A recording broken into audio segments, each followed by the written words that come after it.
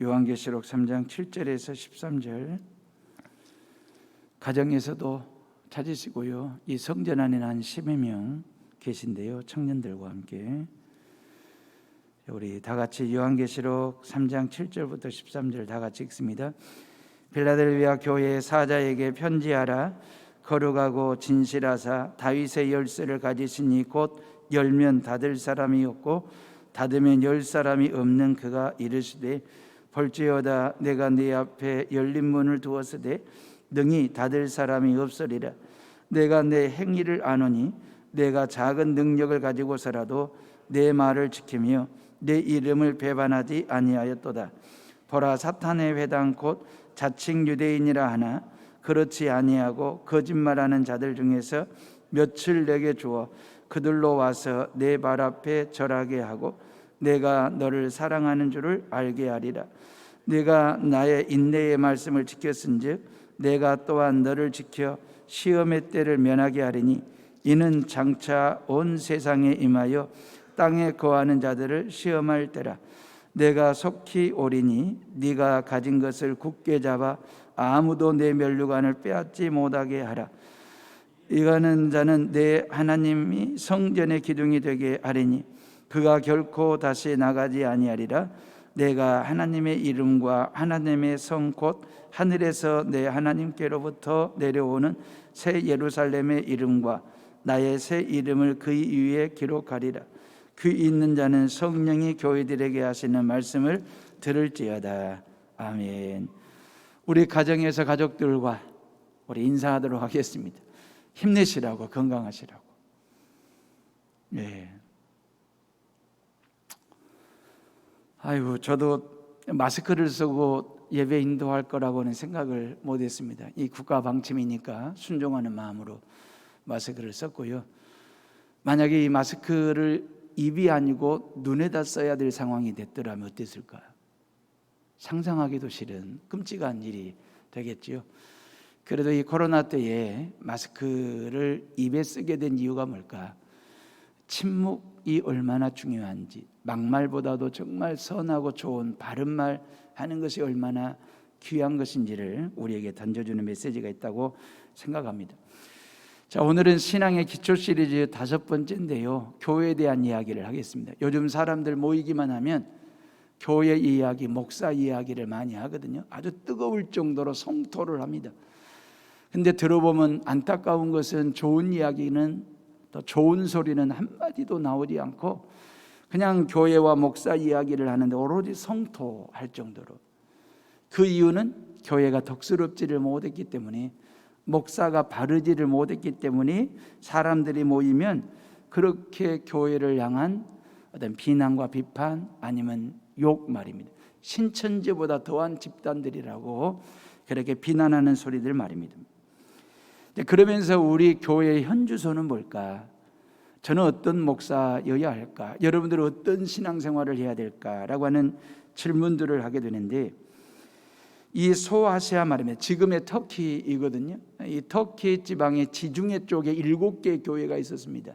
에베소라든지 서머나나 버가모, 두아데라, 사데, 라오디게아, 필라델비아 교회들, 이런 7개 교회 중에 5개 교회는 책망도 받고 칭찬도 동시에 받기도 했고, 근데 칭찬만 딱 받은 교회가 2개 교회가 있거든요. 서머나와 필라델비아 교회입니다.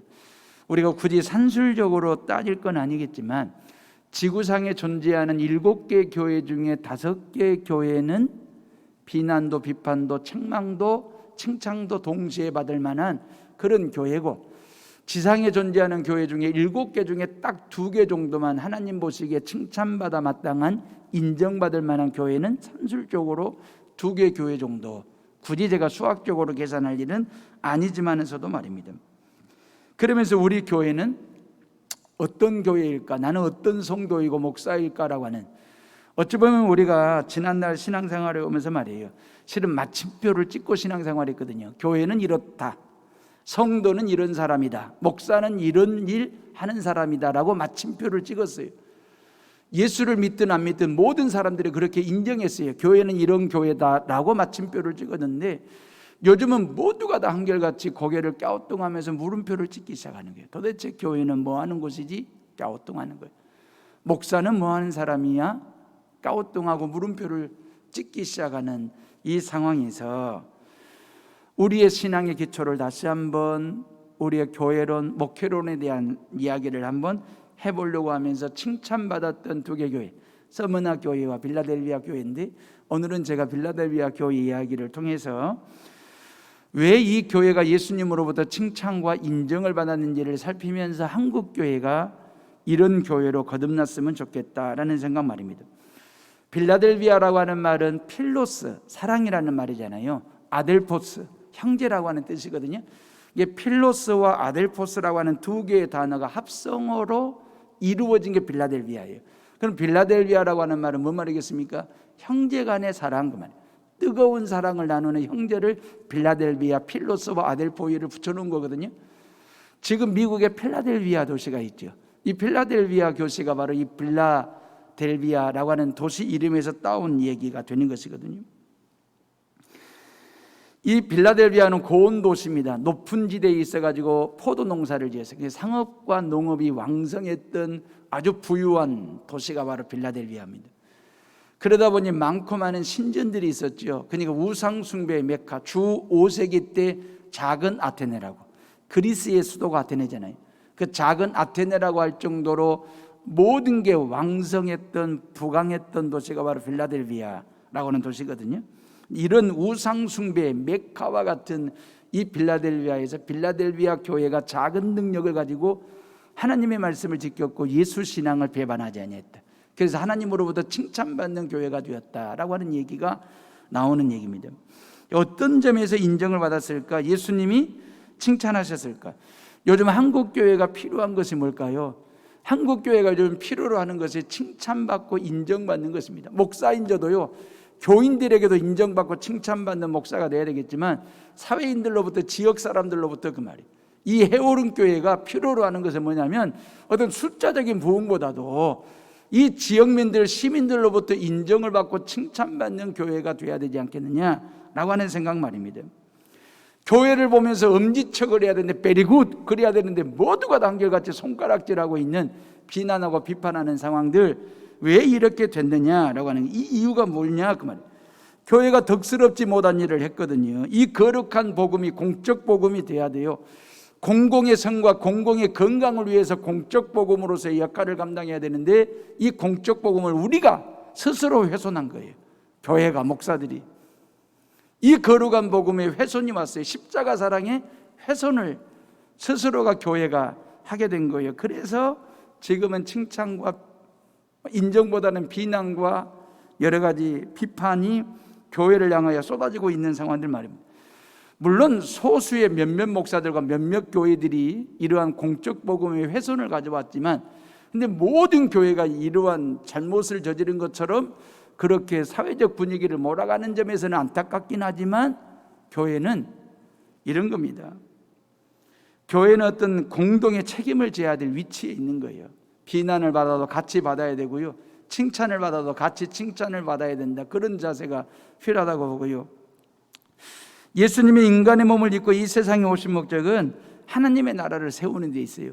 근데 그 하나님의 나라를 세우는데 교회를 통해서 하나님의 나라를 세우시고자 하신 거예요. 물론 교회 자체가 하나님의 나라는 아닙니다.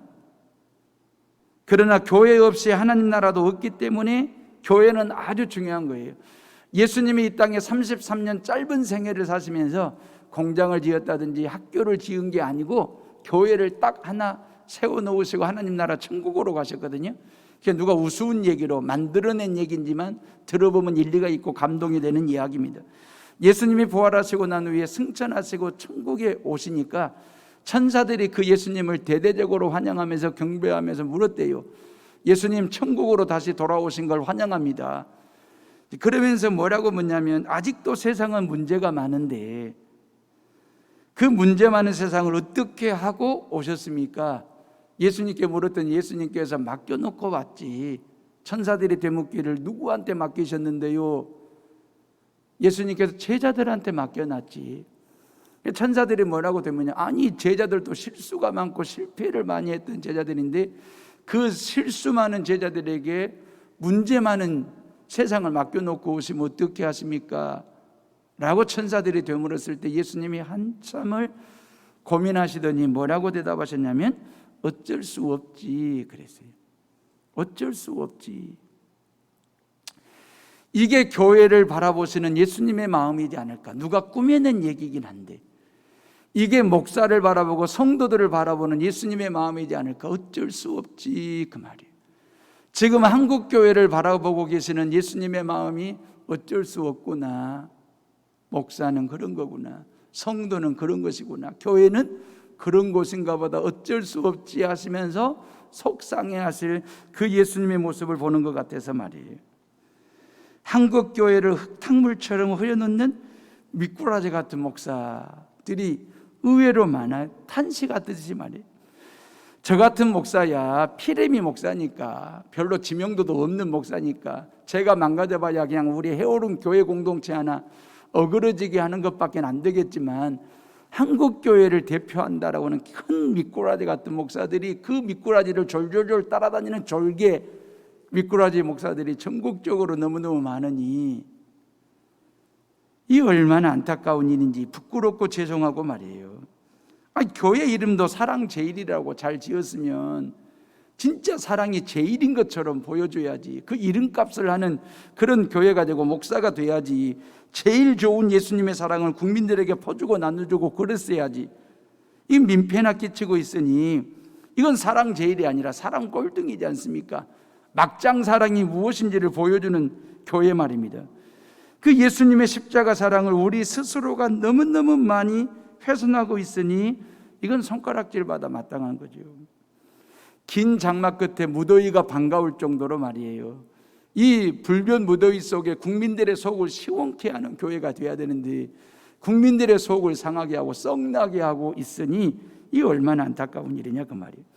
어디 가서 목사라고 말하기도 어렵고 교인이라고 말하는 것 자체가 민폐스럽기도 하고 아무런 말도 할 수 없는 이 코로나 중심에 한국교회가 있다는 지적에 대해서 우리가 좀 더 겸손하게 겸허하게 받아들이는 자세가 중요하지 않을까. 3월 달에 신천지보다 더한 집단이 교회가 되어버렸다고. 어쩌다고 교회가 이 지경까지 왔는지 그 말이에요. 한때는 말입니다. 동네에 교회가 세워지고 개척이 된다고 한다면 교회가 반갑게 맞이한 적이 있었습니다. 그리고 예수님 믿는 사람이나 안 믿는 사람이나 그래도 동네에서 목사님을 만나면 학교 교장 선생님 대하듯이 깍듯하게 인사하고 그렇게 존경했던 적이 있었습니다. 이게 오래전 얘기가 아니에요. 한 30년 전만 하더라도 동네의 교회는 반드시 필요하다. 그런 인지가 있었습니다. 그래서 30년 후 30여 년 전부터 교회 안에 동네 안에 교회가 있어도 되고 없어도 되는 생각으로 바뀌게 된 거죠. 그러다가 한 10여 년 전부터 우리 동네에 교회가 없었으면 좋겠다라고 하는 생각이 들 정도로 교회의 존재 가치가 떨어지기 시작한 거예요. 그러면서 이제 요즘은 말이에요. 우리 동네에 교회가 있으면 땅값 떨어진다, 아파트값 떨어진다라고 하는 어떤 그런 뭐예요? 이 기피하는 시설이 되어버린 상황 말입니다. 그 이유가 뭐냐 그 말이에요. 손가락질하고 비난하는 사회를 탓할 게 아니라 겸허하게 받아들이면서 각자의 신앙을 점검하고 지금보다 더 아름다운 그런 교회로 만들어간다면 한국교회는 제2의 부흥을 경험하지 않겠습니까? 모든 성도들이 각자가 제2의 종교개혁을 하는 심정으로 신앙개혁과 이 교회 개혁을 하는 기회로 삼는다면, 그러려면 우리의 신앙의 기초를 다시 한번 점검해야 되는데 그 롤모델 될 만한 교회가 뭐냐? 교회 안에는 우리가 본받아야 될 롤모델로 삼아야 될 교회는 참 많습니다. 그 중에 하나 빌라델비아 교회 이야기를 하면서 우리의 신앙의 기초를 다시 한번 점검하려고 하는 거죠. 8절 말씀 봐보실래요? 다 같이 8절을 읽어봅니다. 시작. 볼지어다 내가 내 앞에 열린 문을 두었으되 능히 닫을 사람이 없으리라.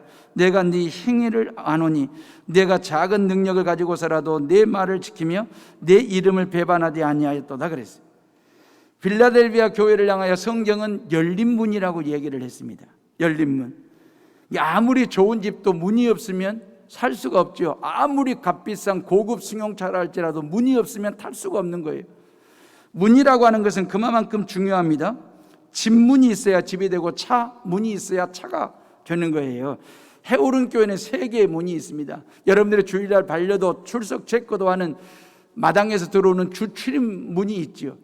그 여러분들이 이제 주중에는 뭐 새벽 예배라든지 아니면 주중에 교회를 방문하실 때에 이 바닷가 쪽에 있는 문이 주출입 문이 되게 됩니다. 이게 해오름 성전은 들어올 수 있는 주출입 문 2개의 문이 본당 앞에 있고, 그다음에 바닷가 쪽에 또 하나의 문이 있거든요. 또 하나의 문이 있죠. 1층 성전 뒤쪽에 보면 쪽문이 하나가 있습니다. 이제 여러분들의 은혜, 하나님의 은혜로 여러분들의 응원과 기도 덕분에 이제 주차장에 다 라인까지 다 그려졌으니까 94대의 차를, 100여 대의 차를 파킹하고 아마 여러분들이 그 쪽문을 많이 이용해서 성전으로 들어오시거나 아니면 이 왼쪽에 이 도로를 이용해서 본당 문으로 들어오시면 이제 해오름 성전 안에 들어오게 될 텐데, 문의 기능이 뭡니까? 들랑 날랑 하는 거예요. 나랑 너랑 들랑달랑 하는 곳이 바로 문이 되는 것이거든요. 반드시 문이 있어야 너랑 나랑 들랑달랑 하는 것입니다. 그래서 성경은 자주자주 문 이야기를 합니다. 이스라엘 백성들이 출애굽을 할 때에 어린 양의 보혈에 어린 양의 피를 어디다 발랐습니까? 문에 발랐습니다. 어린 양의 피를 문에 발랐더니 이스라엘 백성들을 살리는 문이 되었습니다. 야곱이 말이에요, 도망을 치다가 베델에서 돌베개를 베고 하나님 앞에 기도하는데 하나님께서 하늘 문을 열어주셨더라. 그리고 그 야곱이 하나님을 뵙는 은혜를 그 베델 땅에서 경험하게 됐지 않습니까?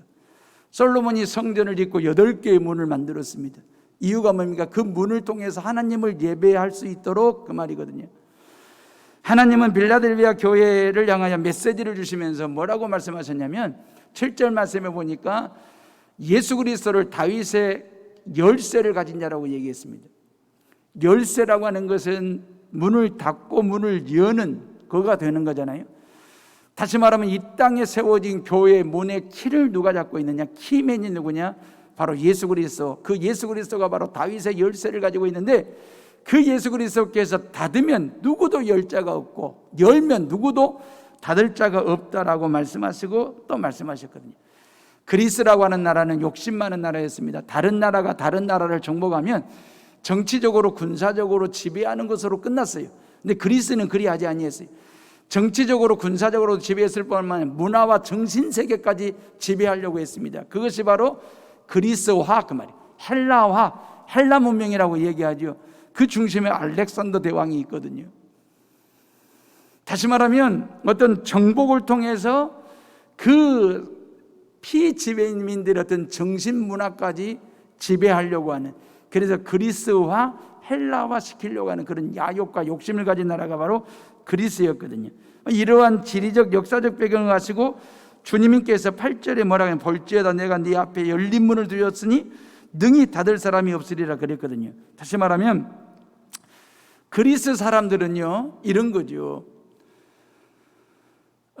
빌라델비아를 통해서 아시아 대륙과, 그 말입니다, 지금의 터키 대륙을 머릿속에 생각해 보세요. 그 터키 대륙의 지중해 연안에 7개의 교회가 있는데 빌라델비아 교회는 아시아 대륙 쪽에 있습니다.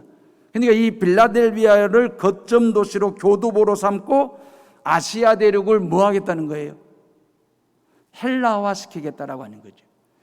아시아 대륙의 모든 정신과 문화를 그리스화 하겠다라고 하는 게 욕심이고, 예수 그리스도는요 그 적은 빌라델비아 교회를 통해서 유럽 대륙과 아시아 대륙이 복음을 실어 나누는, 복음의 소통이 이루어지는 고속도로를 맺는 인터체인지와 같은 역할을 어디에서? 빌라델비아 교회를 통해서 하시겠다라고 하는 거죠.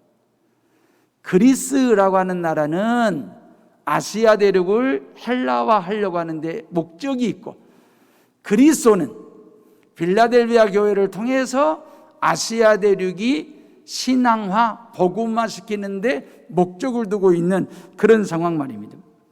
교회는 뭐 하는 곳입니까? 교회는 문입니다. 세상을 향하여 열린 문이지요. 세상을 위하여 열어놓은 문과 같은 것이 바로 교회예요. 교회는 예수님을 알게 하고 만나게 하고 예수님을 믿게 하는 문과 같은 역할을 합니다. 구원의 문이 되는 거죠. 언제든지 누구든지 얼마든지 교회 문을 열고 들어와 주님을 만나고 주님을 예배할 수 있는 곳 말입니다. 편의점도 24시간 열어놓고 영업을 하는데, 교회가 문을 닫으면 되겠습니까? 이런 내용으로 설교를 준비했는데 이웃도시 순천이 코로나19로 긴박하게 돌아가는 상황을 문자로 실시간으로 확인하면서 제 마음이 복잡해지기 시작했습니다. 여수의 확진자가 있고 없고를 떠나서 순천 광양 여수 지역에 확진자만 생기면 예배 자체를 오프라인이 아닌 온라인 예배로 전환한다라고 하는 걸 우리 모든 당회원들이 서로 공유하고 있었거든요. 이 일을 어떻게 해야지? 그러면서 교회 학교 예배를 먼저 온라인 예배로 전환을 했습니다. 그리고 교사들 단체 카톡방에 제가 글을 올렸습니다. 그리고 난 다음에 우리 당회원들과 함께 협의를 통해서 우리 교회도 이번 주와 다음 주 2주 예배를 온라인 예배, 비대면 예배를 통해서 주일 성수하도록, 그러면서 새벽 예배와 수요일 밤 예배까지 일단 쉬고 이 참담한 상황에 대해서 회개하는 심정으로 미안한 마음을 가지고 예배당 문을 닫고 온라인 예배로 전환을 한 것입니다. 3월 달에 우리가 3주 성전 문을 닫은 것은 코로나 때문에 닫은 것입니다. 이번에 2주 교회 문을 닫는 것은 교회 때문에 닫게 됐습니다. 이게 아픈 거예요. 마음이 아픈 거예요. 교회가 교회 때문에 문을 닫을 수밖에 없는 그 어그러짐이 그 말, 그 영적 복음의 훼손이 말이에요. 교회 안에서 이루어진 일이기 때문에 시민 앞에 미안한 마음으로 가지고 회개하는 쪽에 우리가 그런 심정으로 성전문을 닫고 그 말, 세상을 향하여 더 넓게 활짝 열기 위해서 잠시 교회 문을 좀 닫고 예배를 드리고 있는 것입니다. 2주간의 온라인 예배, 이 2주간의 온라인 예배를 통해서 내게 온 말씀으로 그 말, 온라인 예배, 내게 온 말씀으로, 내게 온 은혜로, 내게 온 축복으로 받아들이시면 여러분들이 주님 라인에 서게 되는 신앙인으로 거듭나게 되는 거예요. 주님 쪽에, 주님 편에 서는 것, 주님 라인에 서자라고 하는 게 온라인 예배의 정신이지 않을까. 제가 새롭게 언어의 유의로 해석을 해보는 거예요. 왜 우리가 이 어려운 때에, 코로나 때 온라인 예배를 통해서 하나님을 예배하고 하나님을 경배해야 될까? 이 온라인 예배, 이 예배 시간에 하나님의 말씀이 내게 온 말씀으로 받아들이면 내가 주님 라인에 서게 되는 거예요. 미꾸라지 라인에 서면 절대 안 된다 그 말이에요. 이단 사입이 이만희 쪽에 편에 라인에 서게 되면 우리가 영적으로 죽고 가정이 무너지게 되어 있습니다. 이 코로나 때에 그 말이에요. 우리의 신앙이 좀 더 이 온라인 예배를 통해서도 어떤 말씀이 주어지든 어떤 은혜가 주어지든 이 온라인이 내게 온 말씀으로, 은혜로, 내게 온 축복으로 받아들이시면 나는 평생 주님 라인에 서서 그 말이에요. 하나님 나라 갈 때까지, 천국 갈 때까지 그렇게 하나님의 거룩한 백성으로 살아가게 될 줄로 믿습니다. 비대면 온라인 예배를 드리시는 사랑하는 헤어룸의 식구들이요, 교회는 열린 문입니다. 닫힌 문이 아닙니다. 교회는 세상이 하나님께로 들어가는 입구 역할을 해야 돼요.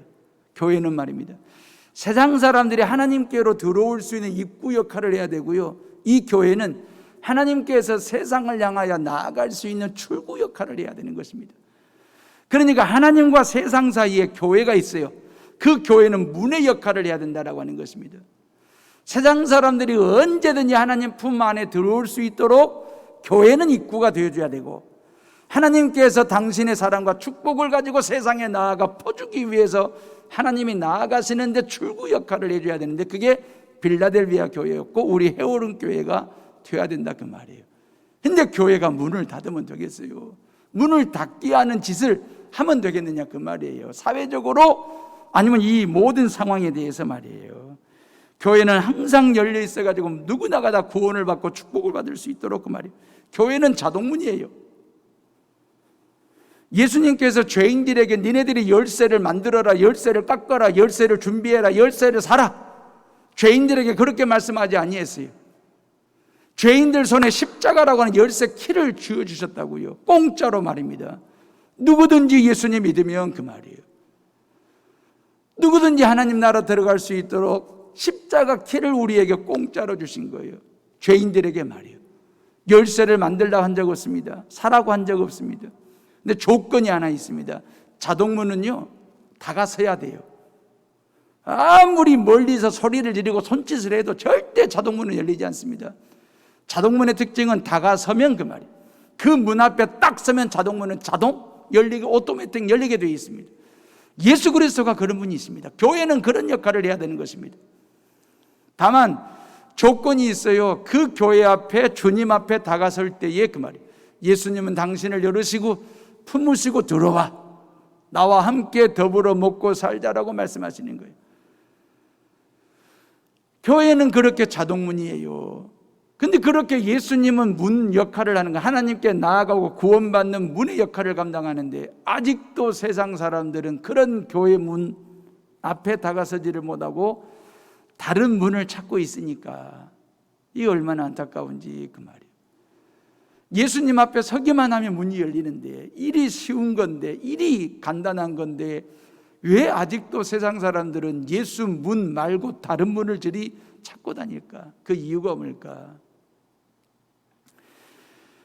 교회의 어떤 잘못된 역할도 있지 않았을까라는 생각을 해보는 거죠. 예수님께서 십자가에 못 박혀 피 흘려 죽으실 때에 휘장이 찢어졌잖아요. 예루살렘 성전의 지성소 앞에 있는 휘장이 찢어졌습니다.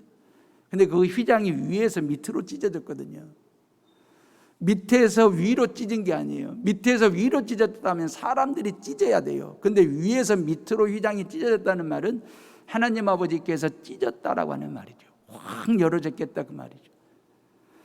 하나님과 죄인들 사이에 가로막고 있던 막힌 담을 예수님의 십자가 죽음을 통해서 헐어버리신 거죠. 그러니까 예수님, 아들 예수는 십자가 위에서 당신의 몸을 찢어가지고 보혈을 통해서 우리의 죄를 씻고 계시고, 하나님 아버지는요, 성전의 휘장을 위에서 밑으로 찢으면서 모든 죄인들이 다 구원받을 수 있는 구원의 문을 활짝 여는 일들을 하신 것입니다. 이게 복음이에요. 이게 교회다 그 말이에요. 근데 세상은 아직도 다른 문을 찾고 있으니 안타까운 거지요. 우리 해오른 교회가 이제 새로운 사명, 새로운 역할들을 감당하는 것 말입니다.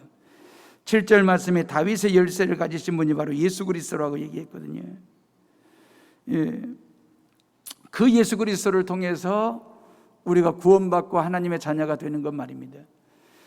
다윗의 열쇠를 쥐고 계신 분이 바로 예수 그리스도. 그 예수 그리스도께서 열면 닫을 자가 없고 닫으면 열 자가 없다. 그 얘기는 오직 예수님을 통해서만 하나님께 들어갈 수 있고 하나님을 만날 수 있고 하나님을 믿고 구원받을 수 있다라고 하는 얘기가 되는 것이거든요. 이것을 아는 것과 사는 것은 달라요. 우리가 신앙생활하면서 아는 단계에 머무르면 안 돼요. 사는 단계까지 가야 돼요. 우리가 성경 공부를 통해서, 예배를 통해서, 아니면 여러분들이 성경 읽기를 통해서, 성경 쓰기를 통해서 얼마든지 여러분들이 예수님에 대해서 알 수 있습니다. 예수님에 대해서 배울 수 있습니다.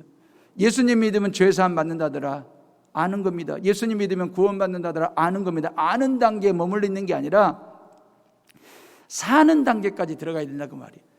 사는 것은 뭐냐면 이 하나님의 말씀 속에 내 인생을 던지는 것입니다. 예수 품 안에 내 인생을 던지는 것입니다. 그리고 그 예수 안에서 예수님과 함께 더불어 사는 것입니다. 신학은 예수님에 대해서 알려주는 것입니다. 신앙은 예수님과 함께 살자, 이걸 알려주는 거예요. 그러니까 우리가 신학적 사고를 가지고 신앙생활하면 항상 아는 단계에 머물러 있죠. 이게 영적 체험이 없는 거예요. 근데 신앙적 사고를 가지고 신앙생활을 하면 예수님과 더불어 살아가는 삶을 사는 거예요. 그러니까 일상생활이 늘 경험과 체험, 영적 체험을 통해서 하늘의 신령한 은혜를 경험하게 되는 것이니까요. 자, 필라델비아 교회 교인들은 어떤 성도들이었을까? 간단하게 말씀을 드리고 마칠게요. 8절에 한번 보세요. 8절을 다 같이 한번 읽어봅니다. 시작. 볼지어다 내가 내 앞에 열린 문을 두었으되 능히 닫을 사람이 없으리라. 내가 내 행위를 아노니 내가 작은 능력을 가지고서라도 내 말을 지키며 내 이름을 배반하지 아니하였도다. 그래서 필라델비아 교회 교인들은 작은 능력을 가졌다. 이게 뭔 말일까요?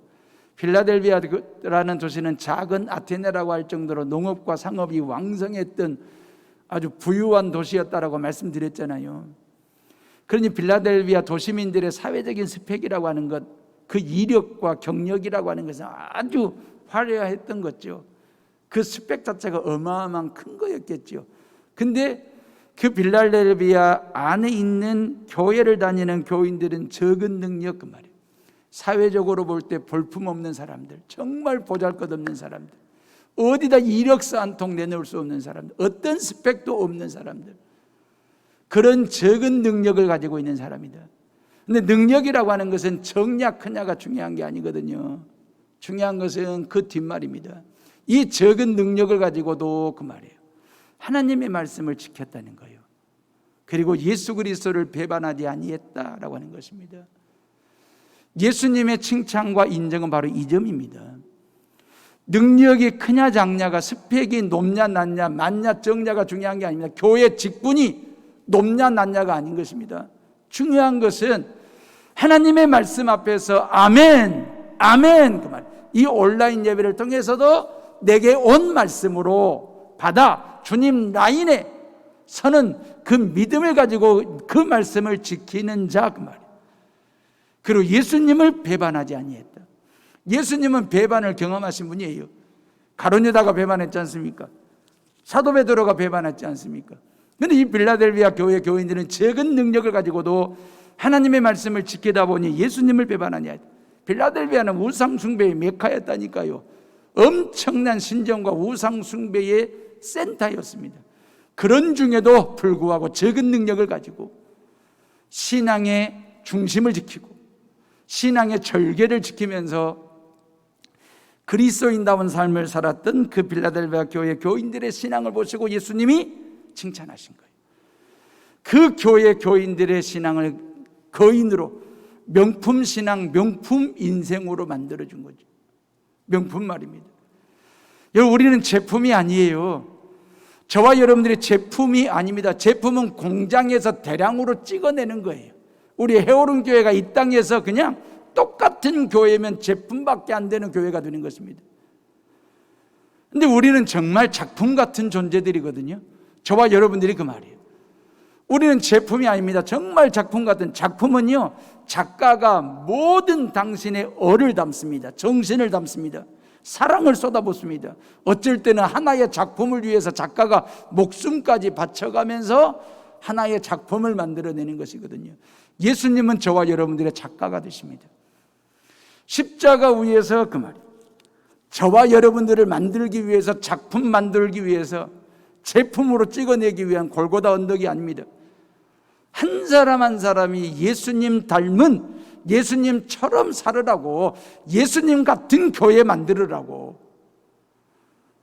이 땅의 교회를, 헤어른 교회를 제품으로 찍어낸 게 아니고 골고다 언덕 십자가 위에 죽음을 통해서, 피를 통해서 작품 같은 교회를 만드시고 저와 여러분들을 작품처럼 만들어주신 거예요. 그래서 우리에게는 예수님의 얼이 들어와 있어요. 예수님의 정신이 들어와 있어요. 예수님의 희생과 죽음이 우리 안에 들어와 있어요. 왜? 예수님께서 골고다 언덕에서 작품 활동을 하셨거든요. 제품을 찍어낸 게 아니고. 그런 교회가 제품이 아니라 작품처럼 예수님의 정신을 살리고 하나님의 나라를 이 땅에 구현하는 일에 교회들이 그 역할을 감당해야 되는데, 그게 창조주 하나님이 우리에게 생명과 건강을 주시지 않습니까? 그러면 시민과 국민의 건강과 생명 지키는 일에 교회들이, 성도들이, 목사들이 앞장을 서야 되는데, 그런 생명과 건강 해치는 일에 앞장을 섰으니 교회는 제품이 되는 거예요. 제품은요, 있어도 되고 없어도 되는 거예요. 다시 사면 되거든. 작품은 그렇게 안 되는 거예요. 명품은 그럴 수 없는 거예요. 여러분, 바다에 사는 보리새우가 있습니다. 이 보리새우는 자꾸 자신의 허물을 벗으면서 바닷물 속에 산대요. 이게 어린 시절에는 허물이 부드럽기 때문에 잘 벗는데요. 잘 벗으면서 잘 살고 잘 큰대요. 근데 이 보리새우가 허물을 벗는 텀이 길어지면서 그 허물이 좀 딱딱해지고 좀 이렇게 강해지면서 허물 벗는 것이 힘들어지고 또 힘들어질 때 결국 그 허물을 벗지 못하고 딱딱해지면 그 딱딱해진 허물 속에 갇혀가지고 죽는 새우가 보리새우래요. 한국교회가 그럴 수 있어요. 지금 이 잘못된 전통과 이 잘못된 해석, 성경 해석과 잘못된 교회론과 잘못된 목회학을 가지고 목회를 하면 한국교회가 허물을 벗지를 못하면 그 허물 속에 한국교회가 갇혀가지고 죽을 수도 있어요. 이 코로나의 역기능과 순기능 중에 하나는 이 코로나를 통해서 우리의 신앙을 다시 한번 확인케 하는 거예요. 그리고 나는 철저하게 피조물이라는 사실을 깨닫게 하는 거예요. 창조주 하나님만이 나의 살고 죽음이 하나님 손에 달려 있다라고 하는 걸 절실하게 절절하게 느끼도록 고백하도록 하시는 코로나예요.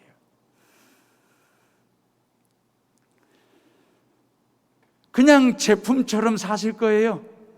여기저기 그냥 뒹구는, 어디서나 볼 수 있는, 쓰다가 고장나면 버리고 폐기 처분하고 사면 되는 거지 뭐. 그 정도의 제품 인생, 제품 교회가 되기를 원하십니까? 신앙의 제품에 머물러 있으면 되겠습니까? 저와 여러분들을 만드신 작가가 누구신데요? 바로 예수 그리스도이신데, 그 예수 그리스도께서 당신의 얼과 정신과 희생과 피와 죽음까지 담아서 우리를 작품으로 만드셨는데, 우리 해오른 교회가 여수 땅에서만이라도 작품 같은 교회가 되지 않겠습니까? 주차장 만들어서가 작품된 게 아니에요. 주차장이 아니라 주님을 주인되게 모시는 교회가 돼야 정말 작품 같은 교회로서의 사명을 감당하게 되는 것이니까요. 우리가 복음의 본질에 대해서는 목숨까지도 걸 줄 알아야 돼요. 복음의 본질이 훼손되는 것에 대해서는 목숨 걸고라도 감옥에도 갈 수 있어야 돼요. 근데 그게 아니잖아요. 지금 이것은 어찌 비복음과 비진리적인 일에 목숨을 거냐고요. 그래서 왜 코로나 재확산 중심의 한국교회가 들어가게 하고 이 신천지보다 더 못된 집단이라는 비난과 비판을 받게 하는 일을 하냐 그 말이에요. 필라델비아 교회는 300년 동안 엄청난 환난과 핍박 중에도 예수님을 배반하지 아니했거든요. 그래서 예수님이 칭찬하시고 인정하시는 교회가 된 거예요. 세계 여성들이 갖고 싶은, 메고 싶은, 들고 싶은 명품 가방이 뭔지 아시지요? 그러니까 이런 명품과 일반 제품의 다른 점의 차이가 뭐냐면 이런 거죠. 변하지 않고 자기만의 색깔과 이미지를 그대로 가지고 있다는 거예요. 그래서 세계 모든 여성들이, 특히 한국 여성들이 다 메고 싶고 가지고 싶은 가방이 하나가 있어요. 프랑스 제품 루이비통 말입니다. 루이비통은 160년의 역사를 가지고 있습니다. 150년이 넘는 엄청난 역사를 가지고 세계인들로부터 사랑받고 인정받는, 칭찬받는 제품을 만들어내는, 작품을 만들어내는. 근데 루이비통의 철학이 있습니다. 그 철학이 뭔지 아십니까? 이런 겁니다. 가방을 만들 때 짐을 들고 다니는 가방이 아니라 여행을 즐기는 사람이라는 이미지를 주자. 이게 루이비통의 철학입니다. 정확한 겁니다. 가방이 짐스러우면 안 되는 거예요. 무거우면 안 되는 거예요. 귀찮다라고 하는 느낌이 들면 가방은 안 들고 싶은 거예요. 근데 루이비통의 철학은 가방을 들고 매는 순간에 짐이 아니라 나는 여행을 하고 있는 여행자와 같은 그런 기분이 들 수 있도록 가방을 만들죠. 이게 그들의 철학입니다. 그래서 명품을 만들어내게 된 것입니다. 명품은 품질이 뛰어나죠. 그래서 더 중요한 것은 1년을 신고 3년을 입고 10년을 들고 다녀도 그 품질이 한결같다고 하는 거예요. 명품은 변하지 않습니다. 오히려 시간이 흐르면 흐를수록 더 멋있고 더 정감이 간다라고 하는, 이게 명품과 제품의 차이입니다. 우리 해오른교회 교인들을 여수 시민들이 대하면 대할수록 그 말이에요. 만나면 만날수록, 사업을 같이 하면 같이 할수록, 말을 섞으면 섞을수록 더 깊은 맛이 나고 정감 어린 명품 같은 그리스도인 말이에요. 해오른 교회가 바로 그런 교회 말입니다. 빌라델비아 교회는 바로 그랬기 때문에 칭찬받았어요. 이야기 하나 하고 마치겠습니다. 어느 교회 두 젊은이가 서로 교제를 했어요. 어느 날 남자 청년이 여자 청년에게 문자를 보내는데, 그날따라 문자를 한글로 보내는 게 아니고 영어로 보냈습니다. 영어로 보내면서 뭐라고 썼냐면 You are so beautiful 이라고 하는, 당신은 참으로 아름답습니다라고 하는, You are so beautiful 이라고 하는 영문으로 문자를 보낸 거예요. 근데 이 여자 청년이 자세히 들여다봤더니 beautiful 말입니다. B-E-A-U-T-I-F-U-L. 오랜만에 스펠링 예문이라고 힘들었습니다. 근데 이 beautiful이라고 하는 단어 속에 T가 빠진 거예요. 영어 알파벳 T가 빠진 거예요. 그래서 자매가 다시 답을 넣기를, 영어를 쓰려면 제대로 쓰지 왜 beautiful에 T가 빠졌냐고. 그런데 남자가 뭐라고 답이 왔냐면, 당신은 T 없이 아름답기 때문에 그렇게. 그리고 준현이 써먹어라. 아주 좋은 단어. 당신은 T 없이 아름답기 때문에. 그 말에 여자 청년이 큰 감동을 받은 거예요. T 없이 아름답기 때문에. 저와 여러분들이 티 없을까요? 흠이 없을까요? 죄가 없을까요? 제가 목사가 된 데에는 아무런 티도 없고 흠도 없어서 목사가 됐을까요? 여러분들이 그리스도인이 된 데에는 여러분들의 삶과 여러분들의 말과 여러분들의 모든 인생 속에 들여다봤더니 아무런 흠도 없고 티도 없고 허물도 없더라, 죄가 없더라. 그래서 여러분들이 그리스도인이 됐을까요? 우리 해오른 교회는 흠도 없고 티도 없고 부족함도 없는 교회일까요? 아니에요. 있어요. 저를 보면 너무너무 많아요. 흠도 많고 티도 많고 우리 교회 안에도 많아요. 근데도 왜 이 건물이 교회 됐냐 그 말이에요. 이 건물이 교회 된 데는 시청 시장님이 허락을 했기 때문에 교회 된 게 아니에요.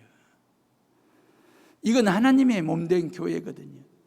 비록 이 교회가 엄청난 흠이 있고 티가 있고 부족함이 있더라도 이 교회를 당신 아들 예수 그리스도의 십자가의 핏값으로 세우시고 이 안에 성령을 충만하게 부어주신 것이거든요. 제가 목사가 된 것은 흠이 티가 없어서가 아니라 많아요.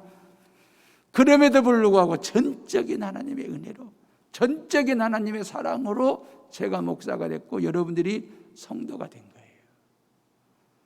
당신은 티가 없어서 아름답다고. 그 남자 청년의 말이 맞아요. 지금 이 시간 가정에서 예배를 드리고 있는 성도들이요, 옆에 아내가 앉아 있거든요. 그 아내를 향하여 당신은 티 없이 아름다워 라고 좀 칭찬 좀 해주세요.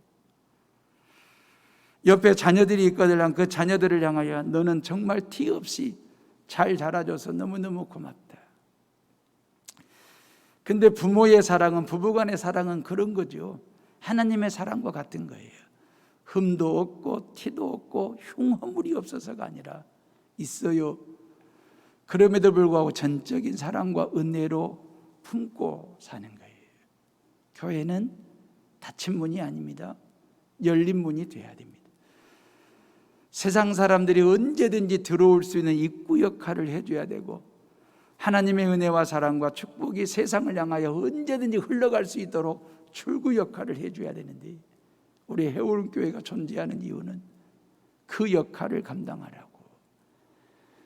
그러면서 티 없이 살면 좋겠지만 허물이 많고 흉이 있고 티가 있고 부족함이 있어도